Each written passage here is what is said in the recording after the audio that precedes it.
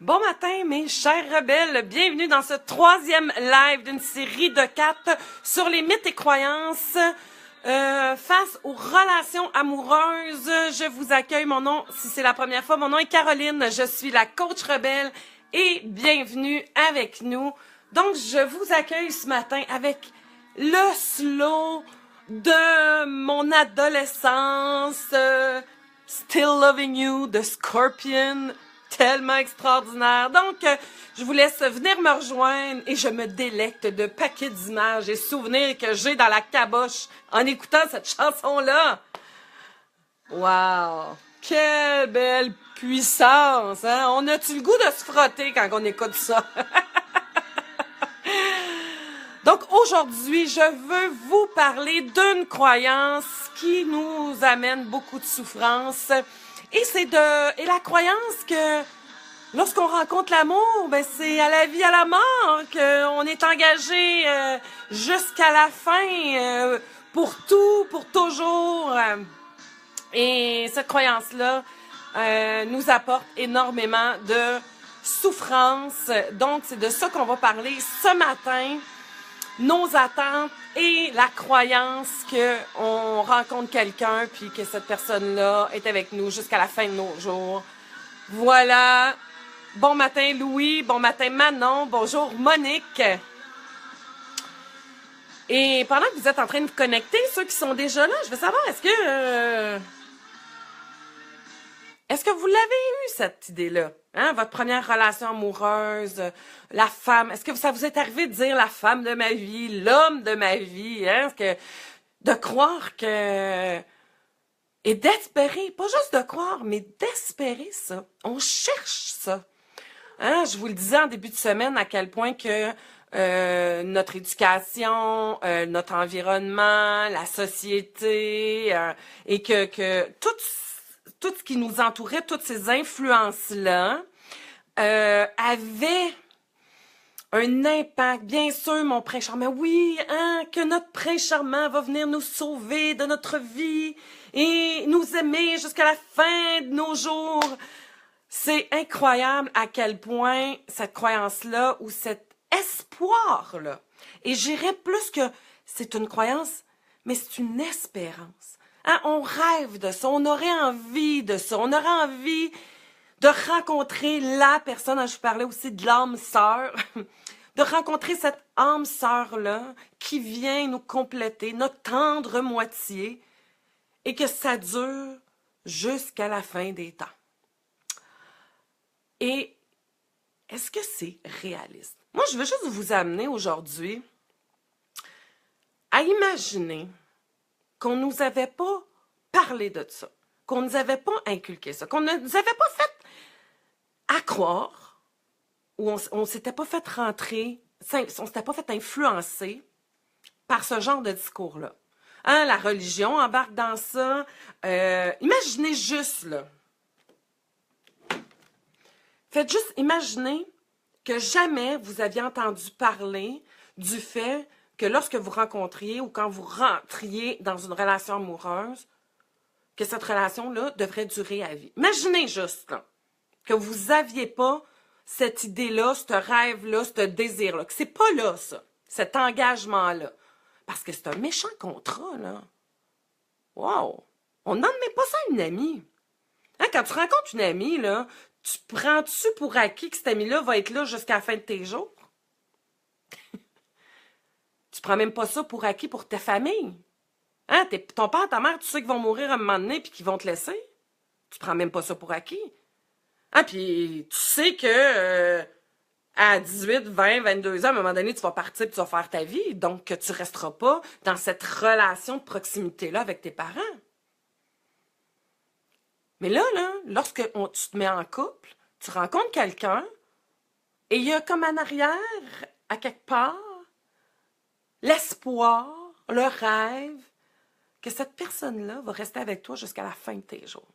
Je veux juste que tu t'imagines que tu l'as pas, ça. Ce petit bout-là, là, tu l'as pas enregistré, c'est pas programmé, on t'en a jamais parlé. Qu'est-ce que ça change, tu crois, dans ton approche, dans ton implication, dans ta façon d'être en relation? Parce que je ne sais pas si vous êtes consciente, là, inconscient, que lorsque toi, tu as ce désir-là, puis il y en a que c'est plus qu'un désir, là. Il y en a que c'est une obligation, il y en a que c'est un gage de réussite de leur vie.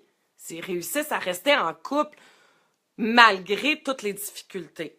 Je dis pas qu'il faut abandonner à première difficulté, à première chicane. C'est pas de ça que je vous parle ce matin.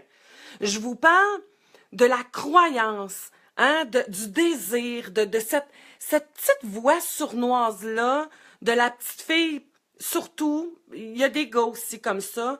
Mais je parle de filles, là, je suis une fille, fait que mon discours est plutôt interprété par rapport à comment moi, j'avais cette idée-là et que je cherchais ça. Je cherchais à rencontrer la personne avec qui je passerais toute ma vie. Je vous lis, France, tu me dis, ben pour ma part, l'amitié et la famille est très importante et je souhaite qu'ils soient avec moi jusqu'à la fin de mes jours. Mais c'est pas possible. Tes parents, c'est sûr qu'ils vont partir avant. Hein? C'est là où on se rend compte. Puis pourquoi qu'on veut, et encore là, ça devient intéressant. Parce que qu'est-ce qui amène qu'on veut pas que ça change? Parce que c'est ça qui est à la base. Hein? On veut s'impliquer dans une relation, on veut que cette personne-là reste jusqu'à la fin de nos jours. D'avoir cette croyance-là, ça crée une énorme pression et ça t'amène à accepter beaucoup de choses. Et surtout, lorsque ça fonctionne pas, qu'est-ce qui se passe? Salut Joe, bon matin. Ça fonctionne pas.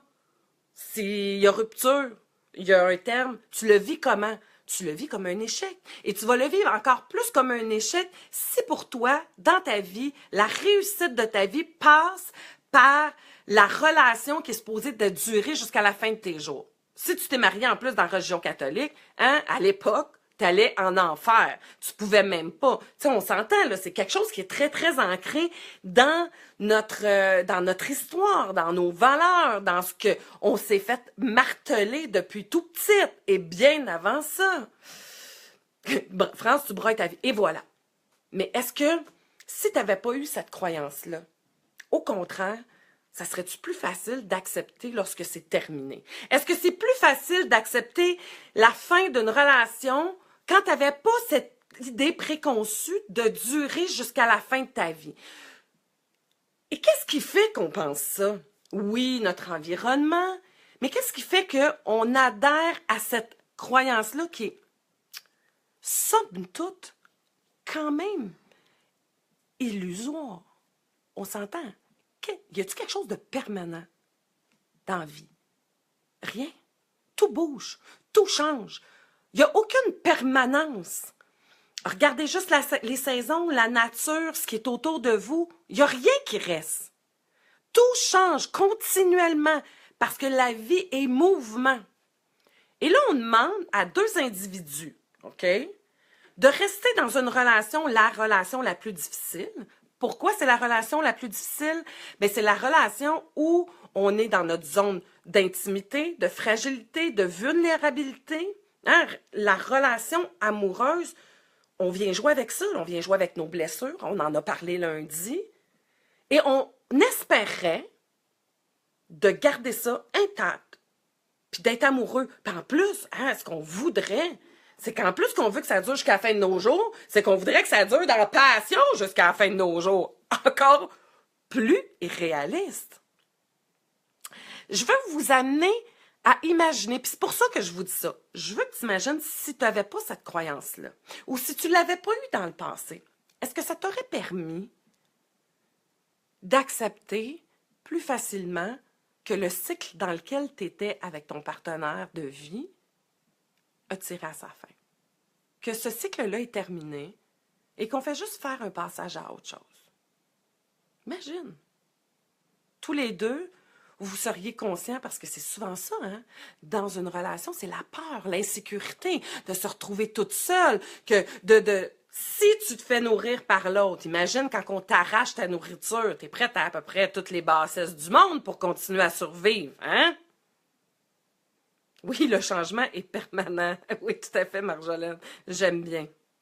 Connais des couples qui sont mariés depuis 60 ans et s'aiment toujours avec autant de passion. Alors, pourquoi l'amour jusqu'à la fin de nos jours n'existerait pas? Je ne dis pas que ça n'existerait pas. J'ai dit que c'est très rare.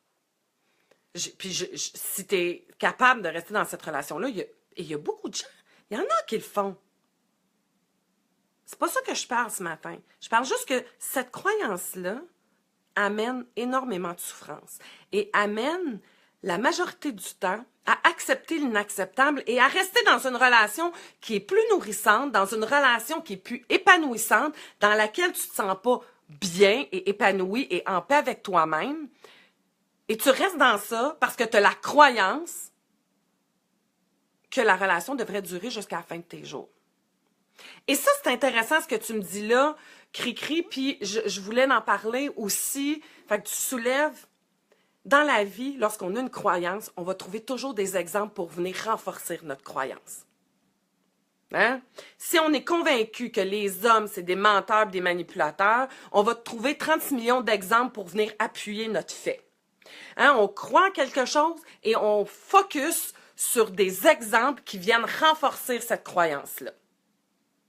Mais est-ce que ta croyance te fait plus de bien ou elle te fait plus de mal? Et c'est ça qu'il faut que tu questionnes. Si le fait de croire en une relation qui dure jusqu'à la fin de tes jours t'amène à chaque fois à te démolir lorsque la relation est terminée. À chaque fois qu'arrive séparation dans ta vie, tu es incapable de dealer avec ça parce que toi, tu n'acceptes pas le changement, tu n'acceptes pas la fin, tu n'acceptes pas que les choses bougent. Et à chaque fois, tu te détruis, tu te démolis. Je ne le sais pas, là, mais peut-être que ça serait une bonne idée de reconsidérer ta croyance. Pourquoi? Ben parce que tu ne mérites pas de te faire souffrir de même. Si une simple pensée t'amène dans cette souffrance-là, change ta pensée. Ça vaut pas la peine, là, de se faire crever de faim, de brailler, de tomber en dépression, d'essayer de se suicider, de laisser tout tomber, d'avoir de la misère à faire ces choses dans une journée parce qu'il y a quelque chose qui est terminé dans ta vie. On s'entend. C'est la fin de quelque chose. C'est la fin d'une relation. Si les deux partenaires avaient à l'esprit que ça se peut que les choses se terminent pour X nombre de raisons et qui acceptaient et qui avaient accepté le changement et qui étaient capables de bien gérer le changement, ben le terrain d'entente serait beaucoup plus facile, la séparation serait beaucoup plus facile, beaucoup moins d'enfants seraient tiraillés dans cette séparation-là. Les deux auraient une certaine maturité et pourraient même rester en bons termes. Parce qu'ils n'avaient pas pris pour acquis l'autre. Et ils ne se mettraient pas à être en maudit contre l'autre parce que l'autre les laisse, les abandonne, les rejette, puis qu'ils sont donc ben pas fins, puis pourquoi qu'il fait ça? Puis je le savais donc depuis le début, pourquoi je me sens... Et de tomber dans les reproches. Voyez-vous tout ce que ça découle? Cette simple croyance-là, puis c'est simple, puis je dis simple, mais ça a des répercussions immenses. Si tu changes cette idée-là, puis cette croyance-là, puis que c'est pas ça qui t'espère quand tu rencontres quelqu'un. Que tu espères juste de vivre au jour le jour et d'apprendre à partager. Parce que tu n'as plus faim d'amour. Hein? Parce que c'est ça, hein? Quand on a peur de manquer d'amour, quand on a un grand besoin d'être aimé, on espère d'avoir une source qui va venir nous nourrir constamment. Imaginez que tu es dans le désert, puis que tu trouves une source d'eau. Ça fait une semaine que tu marches dans le désert puis que tu n'as presque pas bu d'eau puis que là, tu tombes d'une source d'eau. T'espères-tu qu'elle n'arrête pas, cette source-là? Puis ça se peut-tu que tu décides de plus faire un bout de chemin puis de continuer ta route, même si on te dit que là-bas, là, c'est bien plus beau? Ça se peut que tu restes collé sur le bord de ta source. Puis que tu t'organises pour que ça n'arrête pas. Parce que tu veux surtout pas revivre ce que tu as vécu, la sécheresse d'amour que tu as vécu. C'est surtout ça qui fait qu'on veut pas que ça arrête. Puis c'est surtout ça qui fait qu'on va rester avec quelqu'un, même si cette personne-là n'est pas nécessairement la bonne personne, parce qu'on n'est pas toute seule. Parce que malgré tout, s'il y a quelqu'un qui est là, on se sent un peu aimé et que cette personne-là vient nourrir. Hein, je vous le disais, on se contente d'une relation fast-food quand on est mal pris, puis quand on a faim, puis quand on est vide d'amour, tu sais. Salut Anne. Il faut savoir accepter ce que l'on ne peut pas changer. Tout à fait. Carole, mais dans le désert, la source n'est pas toujours potable. Ah, ça c'est bien sûr. Mais parfois, tu vas la boire pareil, là. Ben oui. Entre ça puis mourir, Qu'est-ce que tu vas choisir? Boire de l'eau non potable qui peut te donner la diarrhée, qui te fait vomir, qui te fait avoir des boutons partout, qui t'amène un paquet d'effets secondaires, mais quand même, tu as besoin d'eau pour survivre. C'est la même chose avec l'amour. Hein? Je vous en parlais en début de semaine. Ce besoin d'être aimé-là est viscéral. Et à cause du fait que ça soit viscéral, si t'en as pas, puis que t'es carencé, tu vas te mettre à accepter n'importe quoi et tu préfères être dans la souffrance parce que tu as tellement peur que ça réarrive pas, tu as tellement peur de pas retrouver une autre source d'eau, une autre source d'amour, que tu restes dans ça. Dominique, c'est vrai ce que tu dis, d'où la difficulté d'accepter la séparation. Tout à fait, on s'accroche, mais un jour, on comprend qu'il faut lâcher. Oui, puis c'est quand le jour que tu comprends qu'il faut lâcher? Quand dans ta balance, ça vient de faire ça. Quand, dans ta balance de ton amour personnel, ça fait ça. Et c'est pour ça que souvent, les gens qui entreprennent une démarche de connaissance de soi, lorsque ces gens-là, alors il faut devenir des chameaux. Ouais, ça serait une pas pire idée, ça, Marie. Donc, parce que je viens d'être déconcentrée par l'idée des chameaux, je l'ai trouvé pas mal bonne. Et voilà, lorsqu'on débute un cheminement de développement personnel, de connaissance de soi, et que là, on commence à prendre soin de soi, à élargir notre champ de vision, hein, à changer sa paire de lunettes, sa fameuse paire de lunettes, et qu'on commence à se donner plus d'amour, se respecter, découvrir qu'on a de la valeur, bien, peut-être que là, on va remettre en question le type de relation que j'ai. Comme je fais équipe avec quelqu'un, là, la personne avec qui je fais équipe, est-ce que ça me convient toujours? Est-ce que je me sens aimée, respectée dans cette relation-là? Est-ce qu'on fait tous les deux les efforts pour que notre relation aille bien? Et c'est là, souvent, que le passage va se faire. C'est là, souvent, qu'on va traverser le pont puis qu'on va décider de quitter cette relation-là. Wow, vous êtes incroyable. Moi, c'est mon ex-mari qui lâche pas prise. Ça fait 6 ans qu'on est séparés. Et voilà, ma belle Sandra. Puis ça peut aller loin. Tellement. Trop vrai, quand j'ai vécu pendant 28 ans et qu'aujourd'hui, je comprends plus. Et de t'écouter m'aide plus à comprendre. Super, Anne. Je suis contente que tu sois là. Parce que oui, lorsqu'on est dans une relation pendant des années, et my God! Et qu'on a enduré pendant 28 ans, là. Hein, parce que une relation de couple, je le dis puis je le répète, c'est la relation qui t'amène le plus à te confronter à toi-même, à te confronter à tes limites, à te confronter à tes blessures. C'est là où on est le plus réactif dans nos relations de couple. Pourquoi? Parce qu'on est dans une zone de vulnérabilité, de fragilité. Ce besoin d'amour-là, de reconnaissance, de valorisation, lorsqu'on est carencé, on va le chercher dans l'autre, puis on ne veut surtout pas le perdre. Et c'est là qu'on se met à accepter l'inacceptable. Donc, si je reviens à la croyance qu'on parlait au début, cette croyance-là que tout est permanent, que ça va durer jusqu'à la fin de tes jours. Si tu changes cette croyance-là, qu'est-ce que ça peut changer dans ton engagement, dans ta façon d'entrer en relation de couple? Tellement de choses.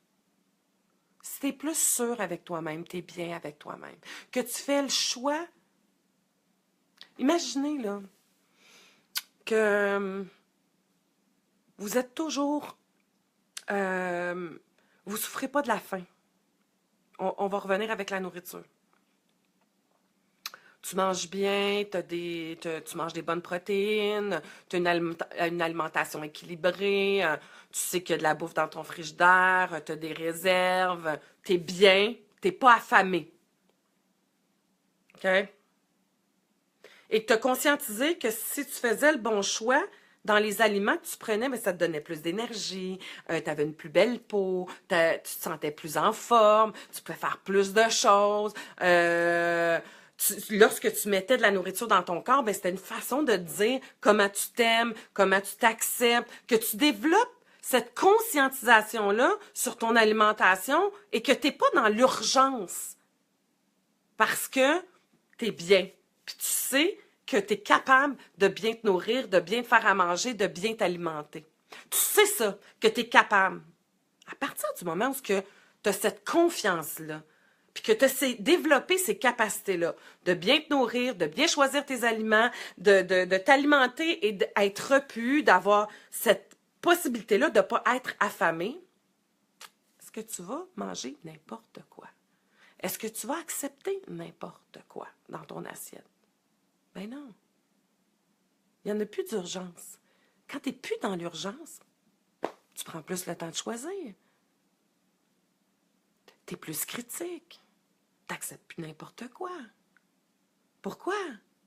Ben parce que tu as plus de valeur à tes propres yeux. Tu sais tout ce que ça l'apporte d'être dans une relation qui a du bon sens. C'est la même chose avec la relation amoureuse. Imagine que tu es capable toi-même de te nourrir affectivement, de t'apporter suffisamment d'amour, que tu es consciente, que tu es capable, puis que tu as de la valeur, puis que tu veux plus n'importe quoi, puis faire n'importe quoi. Ben à ce moment-là, quand tu vas rencontrer quelqu'un, ou quand tu vas être en couple avec quelqu'un, tu t'engageras pas avec les mêmes visions, avec le même regard. Tu vas savourer plus le moment présent. Tu vas apprécier les moments que tu passes avec cette personne-là sans nécessairement te visualiser puis partir dans des attentes puis des croyances irréalistes.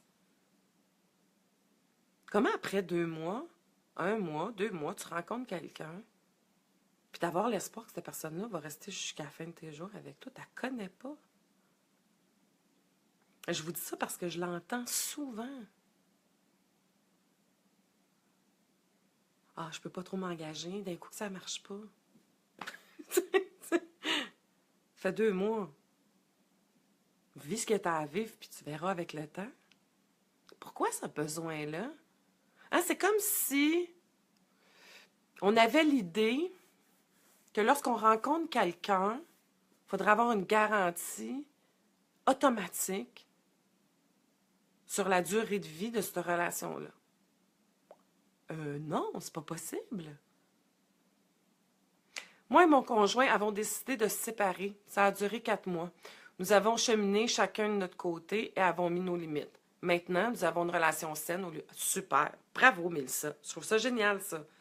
Pourquoi? Parce que justement, si tu développes un partenariat avec la personne avec qui tu partages ta vie, une équipe, et que lorsque tu te rends compte que dans l'équipe, il y a quelque chose qui ne marche pas, puis de le voir comme ça, c'est pas parce que je t'aime pas, c'est pas parce que tu n'es pas correct, mais il y a quelque chose qui me rend pas heureuse, qui me rend pas heureux, puis j'ai envie de faire des changements par rapport à ça, et que les deux cheminent. Peut-être qu'au bout de la ligne, Mélissa, ça serait arrivé au bout de 4 mois, puis de se dire, ben écoute, en fin de compte, ben, je pense que ça se termine là, notre relation. On a vécu du bon temps, ça a été extraordinaire, on s'est apporté, on a eu des enfants, on a partagé plein de choses, mais qu'on repart chacun de notre côté avec notre petit bagage, puis que c'est bien correct. Ça aurait pu arriver à là.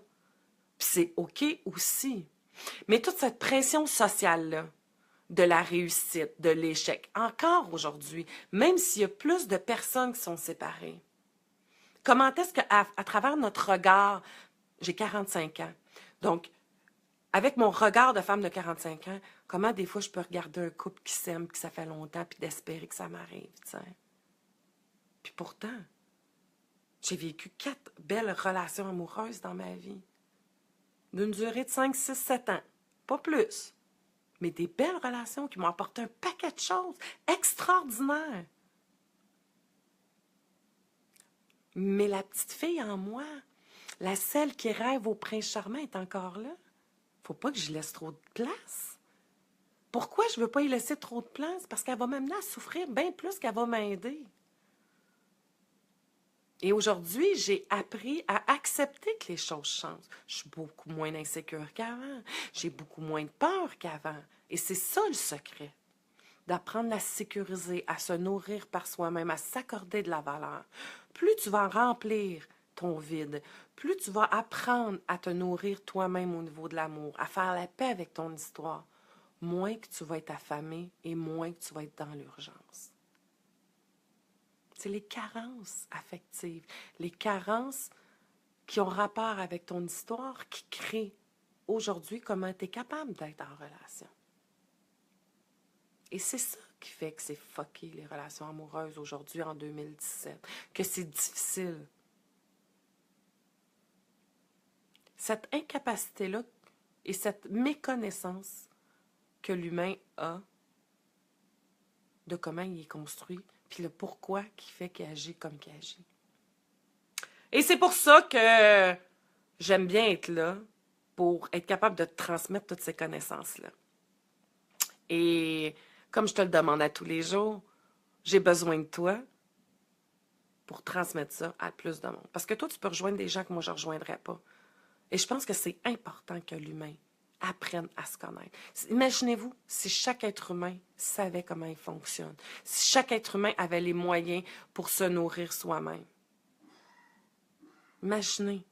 Là, on donnerait de l'amour, pas parce qu'on en veut en retour, on en donnerait parce qu'on en a tellement à l'intérieur de nous. Hein, parce que la majorité du monde, là, ils donnent de l'amour dans le but de recevoir de l'amour. C'est plate, mais c'est comme ça la réalité. Mais là, tu t'aimerais et en toute authenticité, t'aimerais. Ça serait-tu pas magnifique, ça? Donc, partage. Partage-le, là, tu peux le partager pendant que tu m'écoutes. Partage les vidéos, partage ma page, parle-en autour de toi pour permettre aux gens d'apprendre à être encore plus en connaissance, qui se connaissent plus. C'est fou, hein? La seule personne qu'on est sûr qu'on va finir... Il y a une chose qu'on est sûr avec quoi on va finir nos jours, puis qui est permanent. C'est nous-mêmes. Hein?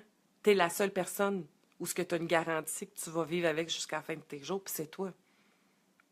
Et je le répète souvent. Puis pourtant, c'est souvent la personne que tu aimes le moins, puis que tu respectes le moins, puis que tu connais le moins. C'est un peu absurde. Donc, aujourd'hui, donne-toi donc un petit peu plus d'amour. Puis permets donc à d'autres êtres humains autour de toi de développer ça. Partage. J'ai besoin de toi. Soyez mes ambassadeurs. Hein? Soyez mes transmetteurs. Parce que tout ensemble, on pourra faire une différence. Hey, je vous embrasse. Je vous remercie d'être là. J'adore le sujet qu'on a cette semaine. Il est tellement fondamental, ce besoin d'être aimé là. Puis, essayez d'imaginer ça. Si vous n'aviez pas la croyance que ça dure jusqu'à la fin de vos jours, votre relation ou le futur, qu'est-ce que ça peut changer dans cette vision-là, puis dans ta façon d'être avec l'autre? Je t'embrasse. Passe une super de belle journée. Bye bye!